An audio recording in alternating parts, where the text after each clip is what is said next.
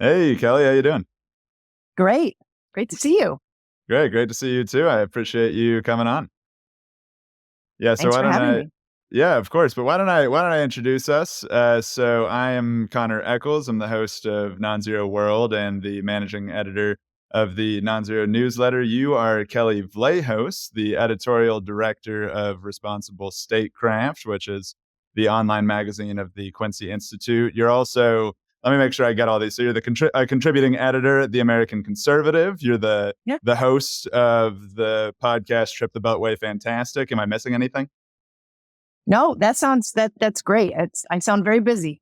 Sound very busy, and I'm sure you are very busy. So I appreciate you taking time to Yeah, chat with us. absolutely. Yeah, for context too, for listeners and full disclosure, Kelley was my editor, and I am a former reporter at Responsible Statecraft. So it's fun for us to be meeting back up like this. But the real advantage of having you on here today, Kelley, is that you are really deeply involved in these debates around conservative foreign policy, and we're in a really fascinating time in Republican foreign policy in general. So I want to talk, obviously, about this crazy signal chat story, about the bombings in Yemen and all those different things. But first, I wondered if you could just sort of lay out for our listeners how you see the like rough taxonomy of the different kind of tribes within Republican foreign policy today. Yeah, absolutely. I mean, I'm very heartened on one level because having worked at the American Conservative since 2007 in terms of like contributing as a contributing editor at first, and then I literally worked as managing and then executive editor there.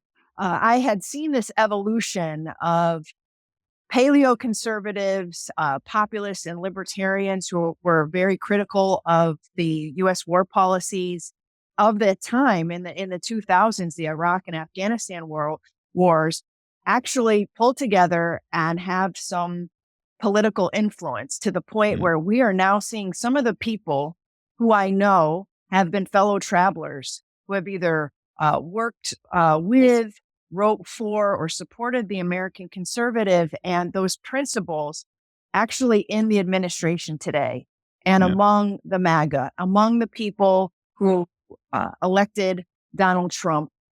They believe in the spirit of radically changing our U.S. foreign policy away from militarism and towards more diplomacy. So we've made big strides, or at least the conservative movement has made big strides in terms of really having an impact on the conversation, which is making a lot of the retreads in the administration, in the Republican Party, in conserv or the right side of the dial, those folks who hail from the neoconservative or the Cold War warrior days, who really have chafed against this new movement. yeah, They're very threatened right now, and you see that in some of the smear jobs against some of the folks that Donald Trump has tried to bring into the administration. So you see this battle going on between the old and the new in real time happening. And, I would say those are the two main branches. It's right. basically the war party types who, who consist of the neocons and the Cold War warrior retreads. And then the spirit of non-interventionism, realism, restraint, and there are different shades on that side too. Yeah, But I do think you're seeing the struggle, and I'm happy to see it happen.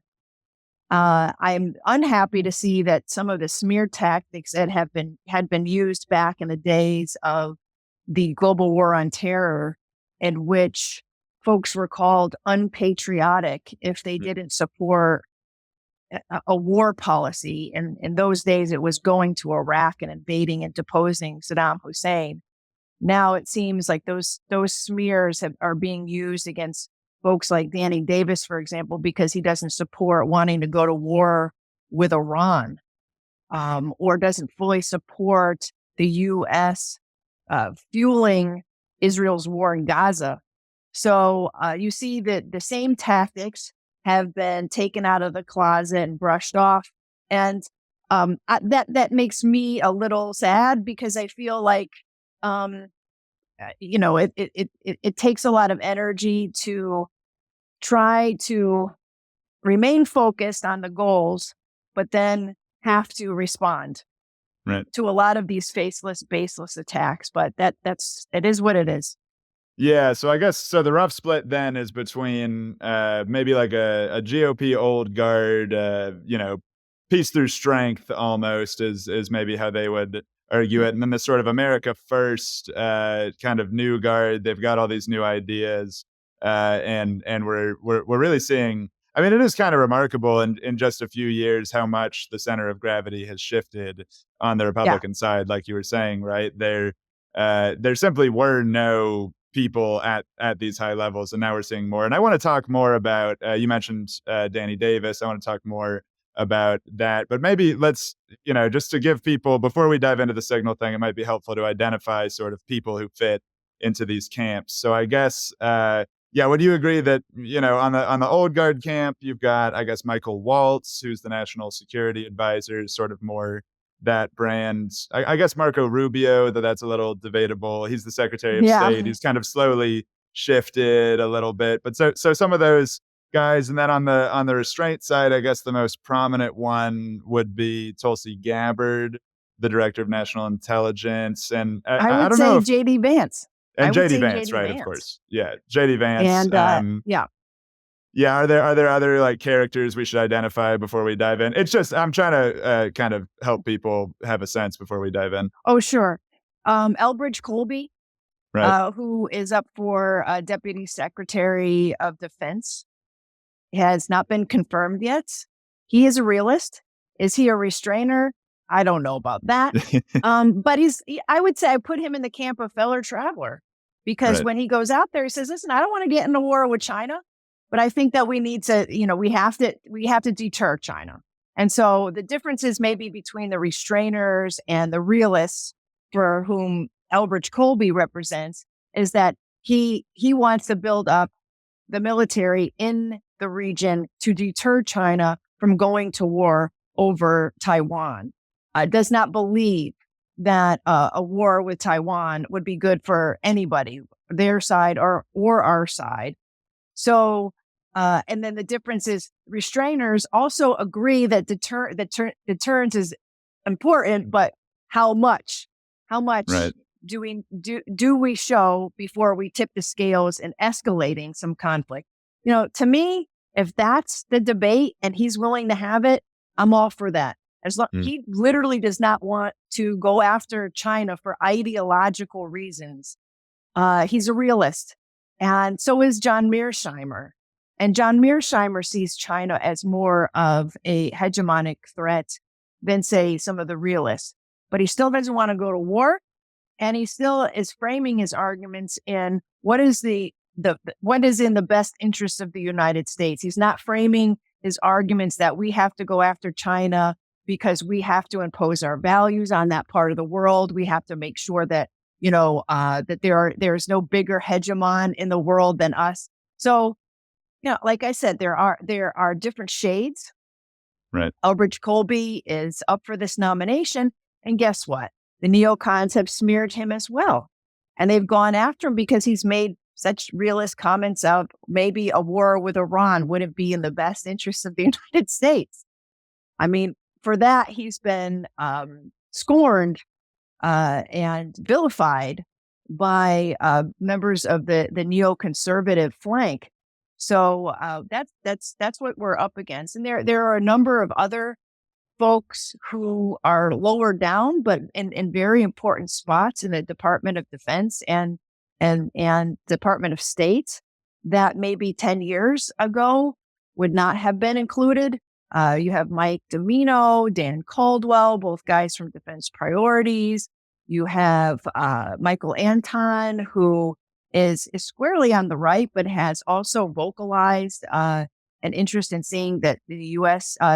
Not go to war with China over Taiwan, has vocalized more restrained views on foreign policy. And so Right. I do think that there's some glimmers of hope there. Yeah, well, you mentioned Dan Caldwell. Maybe that's our transition over to the Signal thing because he's actually mentioned by name in the Signal chat. That, of course, ended up being leaked isn't quite the right word when you just include a Yeah. journalist in your group chat. But to remind people of what's happened, if somehow you missed what seems to be the biggest story of the Trump administration so far. But Michael Waltz, the national security advisor, created a group chat on the sort of secure messaging app Signal, secure by civilian standards, not necessarily by government standards. That had all of the major actors in the Trump administration having a debate over uh, how and whether to strike the Houthis, who have, of course, been endangering shipping in the Red Sea. This is largely shipping between kind of Europe and Asia, but who have been lobbing missiles, they say, in order to help secure a ceasefire in Gaza. So this has been going on now for a year and a half, this sort of process that we're seeing. And we can talk about whether we think that there's any chance of success from these. But first, what did you see in that Signal chat?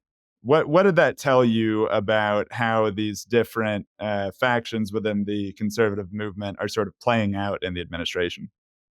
It was really fascinating, Connor. And a mixed bag as well.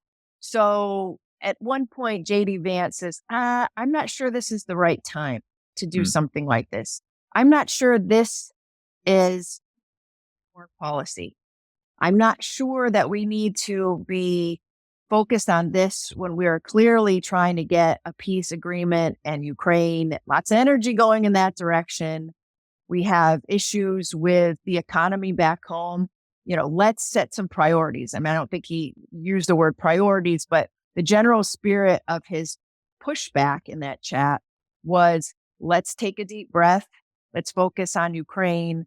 And this might not be within the scope of Trump's foreign policy right now. And the only person that I recall that enjoined Vance's comments was Joe Kent, who yeah, is a former special forces, I believe, lost his wife in war because she was also military, and very conservative, very MAGA, but also had made part of his own campaign and political approach being a more restrained foreign policy because he felt that the United States had stretched its forces too thin, that it was engaging in regime change wars that could not be effectively explained to the American people. He was the only one who pushed or joined Vance in saying, well, maybe we could put this off. I mean, are mm, the conditions going to be any different a month from now than they are now? And uh, Pete Hegseth, Secretary of Defense, immediately charges in saying no. And I don't have the chat in front of me, but saying something to the effect of, we might lose a window, mm. that we will look weak if we don't strike now. I mean, it was coming out of the mouths of any American hawk in Washington over the course of 40 years, showing Yeah. weakness, has to seize the moment. There seemed to be this spirit of like, we must be out there ensuring freedom of navigation, all the talking points displayed. So I Yeah, was yeah. I think heartened. he said that we're the only country that like can do this. It's unfortunate, but we're the Yes. only country that can restore this, Yeah. so we must. Yeah. And that this is playbook territory. And so Vance did push back gently. And he did mention the fact that these are mostly European trade routes, and that the Europeans should be like kind of maybe investing a little bit more in the security of the Red Sea, and he didn't want to bail the Europeans out again. And so there was a little discourse about American interests there, obviously overruled by the rest of the group. Once the bombs started falling, Vance said something, I pray for our troops, and um, you know, we have victory now when the bomb hit a residential building. So that that wasn't too cool, in my Yeah. mind. But at that point, what was he actually going to do? It seems to me that this had already been set into motion from a much higher level, and it was going to be what it was going to be. I'm, happy to see there was a ton of not a ton, but a little bit of red teaming on this chat. But Yeah. obviously the Hawks won the day. Yeah, well, that's kind of my question is the what we see in the chat, and also just the fact of these strikes happening, of us returning to what was the Biden administration's approach to this. Is this a signal that the Hawks are kind of getting the upper hand in these internal battles within the administration? I think it remains to be seen, Connor, because I feel like this is a matter of issue by issue. So the Hawks are clearly not getting their way on the Ukraine issue, for Mm, example. They are getting their way on this particular uh, piece of the portfolio, the Yemen piece. They honestly, they believe, or at least they're vocalizing, that we have to show force to the Houthis as well as Iran, which they are still convinced that Iran control the Houthis. So this is a mm, way to send a message to both Iran and the Houthis to back off, that we are fully in support of Israel in its war in Gaza, and it's not going to brook any of these further attacks on shipping. And this, we've seen this before. The Biden administration did the same thing. They said, we have to show a strong message to the Houthis that it is unacceptable to interfere with global shipping routes. And what happened? The Houthis are still there. They're still attacking ships. They haven't gone away. So obviously, this is not a problem that is easily solved with military might. What is a surprise, or I guess maybe it's not so much of a surprise, but you wonder, did these guys ever get that maybe the solution is political, that mm. perhaps we should be talking about maintaining a ceasefire that the United States helped broker in Gaza, and the Houthis stopped attacking during that ceasefire, because for them, the only reason they are attacking is because of Israel's war in Gaza. Maybe that's where we should be directing our energy, is Yeah. to the ceasefire, and not expending $2 million missiles every hour trying to thwart these Houthi attacks. Well over $2 billion worth of missiles have been launched at the Houthis in the last 17 months, and to no avail, Yeah. apparently. Yeah, it's just so interesting. It seems as if, I mean, there's just this. It's, I don't know if it's ironic or what it is exactly, but it's fascinating that really the core of the movement for an America first foreign policy on the right started in the Middle East, right? It was the idea that we had gotten bogged down in these Yep. conflicts. It was that we had essentially overstretched ourselves and done all these unnecessary things that weren't serving Americans home. But it seems that the hardest place to actually apply those lessons from the point of view of this administration, and I guess any administration recently, is in the Middle East itself. It's this really weird kind of combination of things. Yeah, wow, you hit the nail.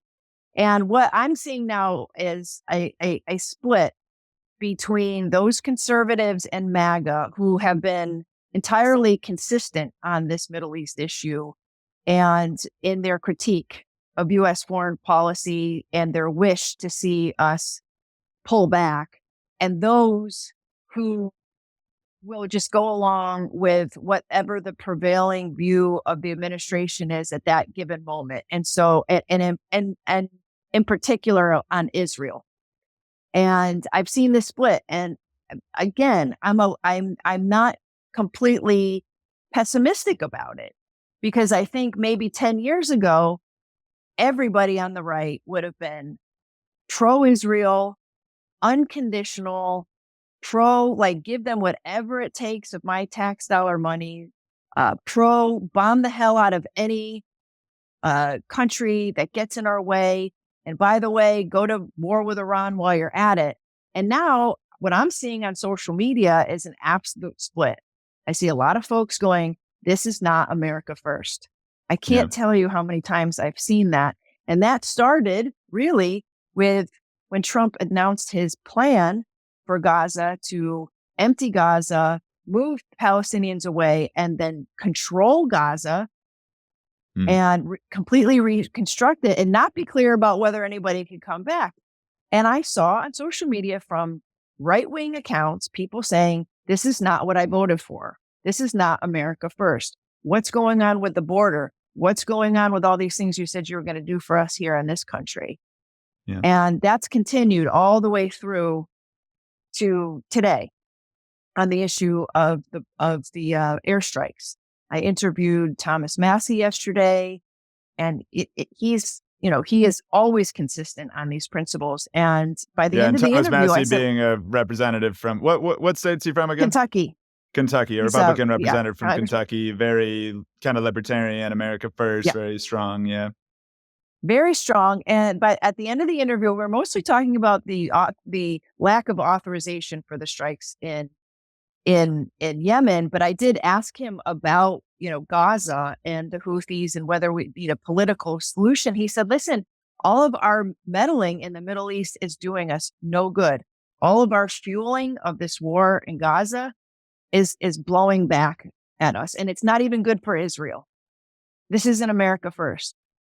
And I was like, thank you, because I feel like he's vocalizing what a lot of people are feeling right now. And folks on the right, I think, are struggling because on one hand, they're being told they have to support Israel at any cost. And if they don't, it's anti-Semitic. But then there's this other struggle and that they're going through where they go, well, this doesn't feel right. This doesn't feel like America first. This isn't what I voted for. I don't want our troops to be in the Middle East. I don't want them to be in harm's way anymore.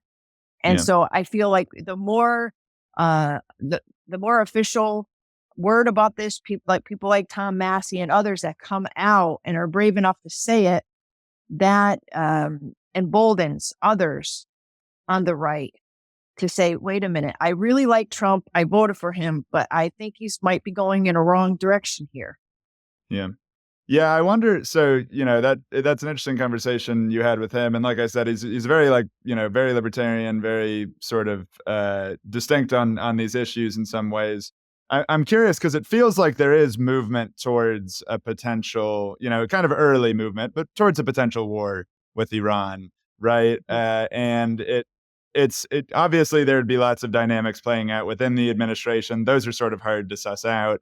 Until we could get more reporting in that direction. I imagine that people like Vance would not be super anxious to do that kind of thing. But I'm curious what role you see for Congress and all that. Do you think that the Republicans in Congress would be able to make any moves on that, or do you think that they would tend to just sort of go along with that like other Trump moves?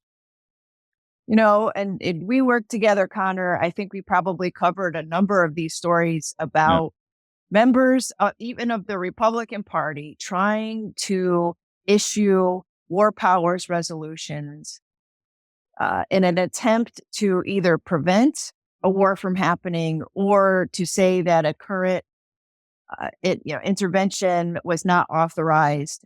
And whether it be in Yemen, I know that Congressman Matt Gaetz was trying to get our troops home from Somalia and Syria. And it's so difficult. I think the war party has such a grip on Congress that at any given time you have the party considerations.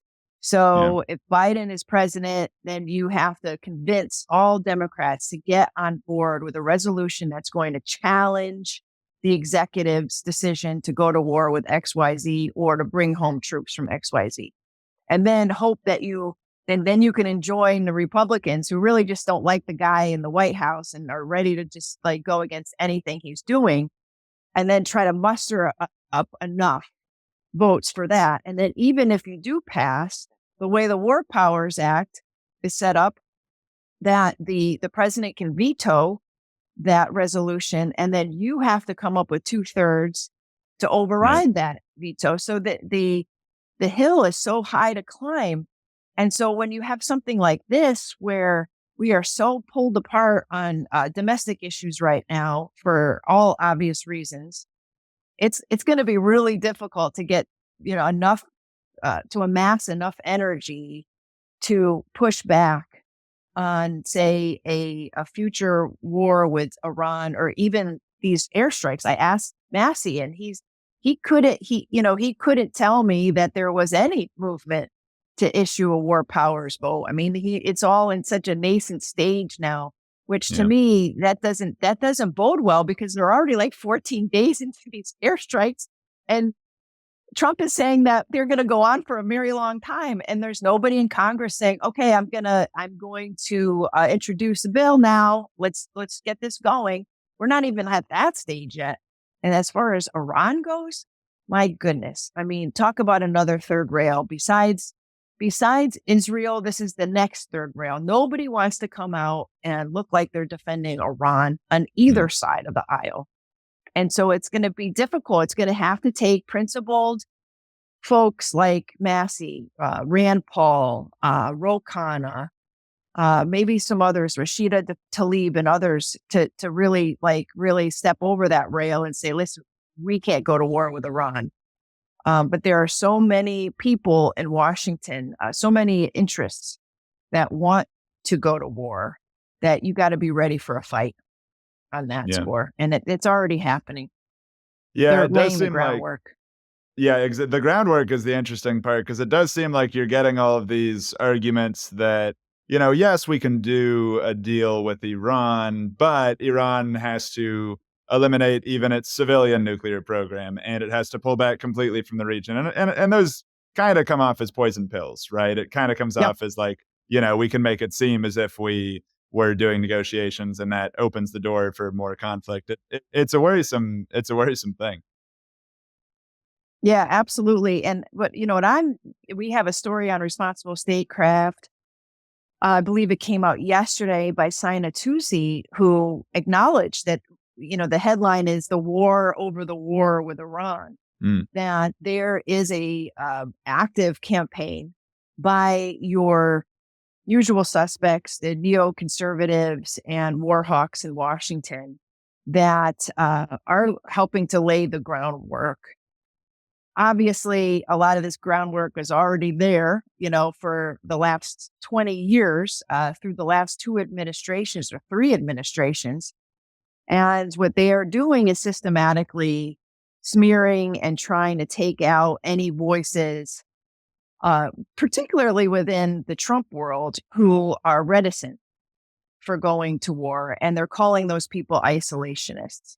They're calling those people anti-Israel, probably anti-Semitic as well. Or they're making it out to be a personal character flaw if you do not support a muscular foreign policy in the Middle East. There's something wrong with you.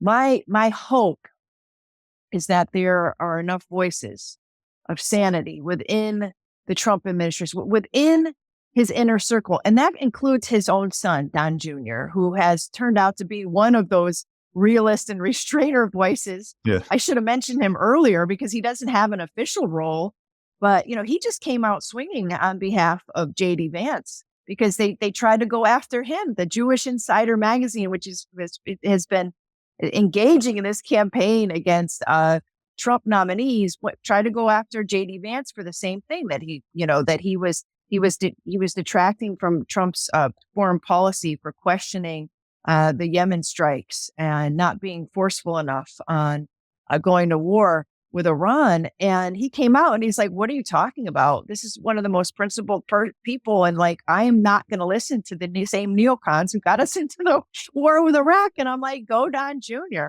Yeah. Because that's what it comes down to.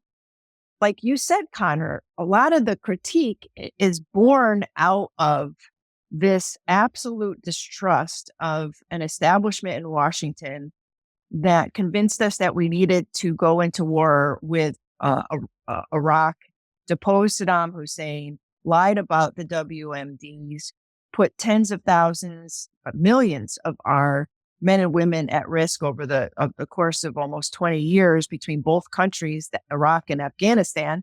And now we're going to listen to them lead us down the primrose path into another war? I don't think so. So I'm glad that there are folks who are out there saying it.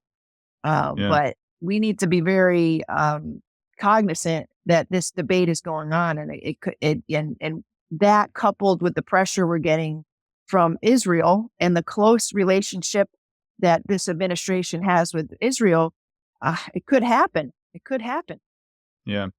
Yeah, and you mentioned the Wall Street Journal has also been doing a lot of this sort of attempting to their view on the signal thing has been similar to what you were saying with Jewish Insider, where they're making the argument that this is Vance, undercutting the president or doing these different Yeah. things. It's just been interesting to see the way that all of that has played out. But maybe this is a good time for us to go back and talk a little bit about the Danny Davis affair.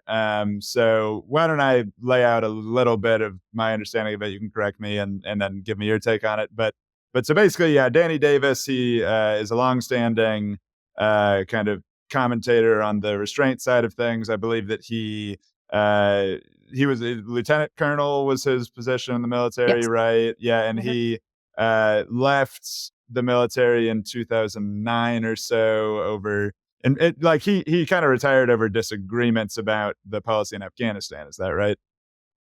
Well, I'm not sure he retired because of it. I think that he had served in the first Persian Gulf War. Right. So he was close to his retirement anyway. Okay. So what he had done, if you don't mind me just telling the story a little No, go bit, ahead. is Go ahead. that in Yeah. 2009 he had been in Afghanistan on he was in an inspection team role where he was traveling throughout the country to the different outposts and the forward operating bases that we had in that war. And he came back and he's like, "Oh my goodness, nothing that I was told here in the United States from our top brass about what was going on that war and in the war was revealed to me when I was actually on the ground. There are two different stories here. The generals, including Petraeus, McChrystal, have been lying to us. They go to Congress and they say, victory is right around the corner. We just need more troops. We need more money. We need more training of Afghan national police and army. Just hang in there. Everything that they needed to say so that the war could continue. He goes to Afghanistan and he sees victory is not on around the corner. We aren't winning. In many cases, our guys are just out there, just trying to avoid getting killed. And the Afghan army is not, it may be equipped, but it's not capable of taking this country over anytime soon. And he wrote up a report, a classified report, and he gave it to Congress. And then he went and he wrote a piece for Armed Forces Journal, without the classified stuff, but just in the spirit of we're being lied to. Yeah. And it was pretty explosive because at that time, there was a big push for counterinsurgency. There was a big push on the Obama administration to put more troops into Afghanistan, and he got its way. And that war was extended because of this idea that we could surge more troops in, and that's all we needed to do to clear, hold, and build, and bring a government in a box to fix everything. I mean, Yeah. they were heady times for the military industrial complex, and for somebody to come in and just kind of throw a stink bomb. It was really important because Danny was not some anti-war pacifist hater. He really he was just really angry and upset about what he saw as a veil that was being put on this, and the American public wasn't being told the truth. Right. And so he retired, but he paid for it. He couldn't. I mean, nobody was going to have him work for them, whether it be at defense-related think tanks, consultants, working for the defense industry. And so like he's just spent the last 15 years just being, a truth teller, has a great podcast, has done a lot of writing. He's at Defense Priorities now. He gets an offer to work with Tulsi in the Director of National Intelligence. And it's all on the down low. I mean, he had told me about it, but I wasn't, he said, until it's official, I'm not going to say anything.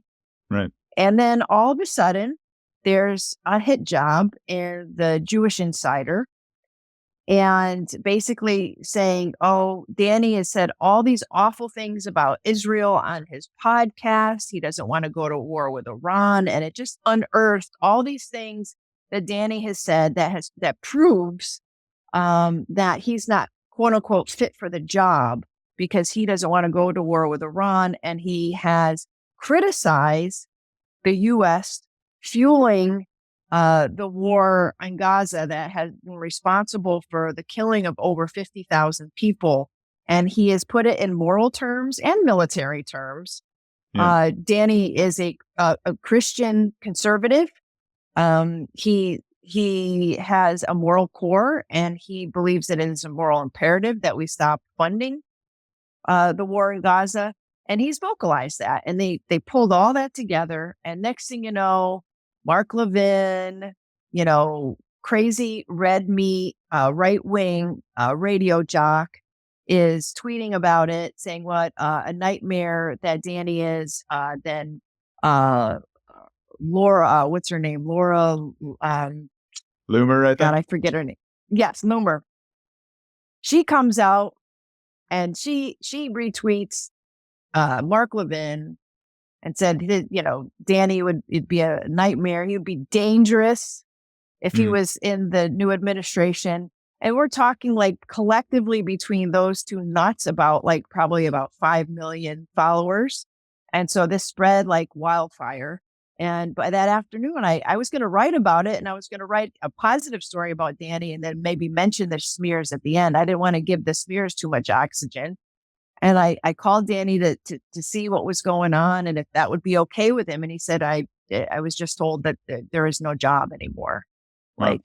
And Tulsi had fought for him pretty hard. So I don't want to criticize Tulsi on this, but I think the pressure was too hot. Yeah, I guess it's unfortunate. I mean, I guess the question that I have about that is like, why was the pressure different from your point of view in this case? Because we've had, earlier in the Trump administration, there was a lot of criticism. You mentioned Michael Domino earlier. Mm-hmm. He is affiliated kind of with the restraint world. He's a former CIA guy. He's now the Deputy Assistant Secretary of Defense for the Middle East, I think is the title. So he got a major thing. And some of these same outlets wrote very negatively about his nomination to this role. It's kind of a similar level to this like deputy DNI role that it's a little lower probably, but it's a serious role in the Pentagon. I guess why did it work this time around when it didn't seem to work the first time? I think because this was a free preview of NonZero World. To unlock the rest of this conversation and other exclusive content, become an NZN member today at nonzero.org.